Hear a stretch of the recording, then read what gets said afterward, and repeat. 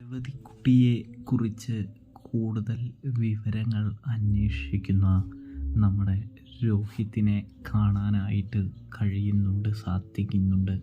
രോഹിത്തിനാണെങ്കിൽ രേവതിക്കുട്ടിയെ ഏതാണ്ട് ഒരു ഇഷ്ടപ്പെട്ട മട്ടാണെന്ന് നമുക്ക് കണ്ടാൽ മനസ്സിലാകും പ്രേക്ഷകരെ. ഇതേ സമയമാണെങ്കിൽ രോഹിത്ത് രേവതിക്കുട്ടിയെ എങ്ങനെയെങ്കിലും തൻ്റെ വീട്ടിലേക്ക് കൊണ്ടുവരാൻ പറ്റുമോ എന്നൊക്കെ ചിന്തിക്കുന്നുണ്ട്.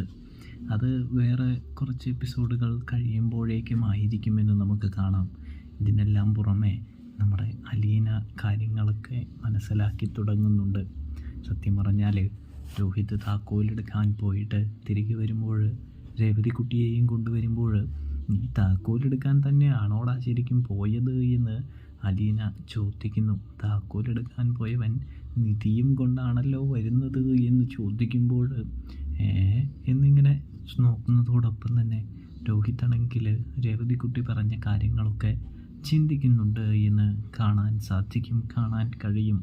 കൂടാതെ ആണെങ്കിൽ രേവതിക്കുട്ടിയും ചിരിക്കുന്നുണ്ട്. അങ്ങനെ മാമച്ചനും രേവതിക്കുട്ടിയും ഗ്രേസിയും എല്ലാവരും കൂടി അവരെ ടാറ്റ കൊടുത്ത് യാത്രയാക്കുന്നൊരു കാഴ്ച.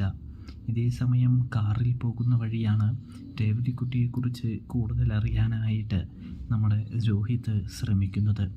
ഇതേ സമയമാണെങ്കിൽ എന്താ രോഹിയേട്ടാ, രേവതിക്കുട്ടിയുടെ അടുത്ത് വല്ല കണക്ഷനും ഉണ്ടോ എന്നിങ്ങനെ ചോദിക്കുകയാണ് കേട്ടോ. അത് കേട്ടതും അങ്ങനെ ഒന്നും ആയിട്ടില്ല, എന്തെങ്കിലും എല്ലാ കാര്യങ്ങളും ഒന്ന് അറിയാൻ വേണ്ടിയാണ് എന്ന് പറയുമ്പോൾ അലീനയാണെങ്കിൽ രേവതിക്കുട്ടിയെക്കുറിച്ച് അറിയാവുന്ന കാര്യങ്ങളൊക്കെ പറഞ്ഞു കൊടുക്കുന്നൊരു കാഴ്ച കാണാനായിട്ട് സാധിക്കും. പ്രിയ പ്രേക്ഷകരെ, പ്രിയ കൂട്ടുകാരെ, അപ്പോൾ സബ്സ്ക്രൈബ് ചെയ്യണേ.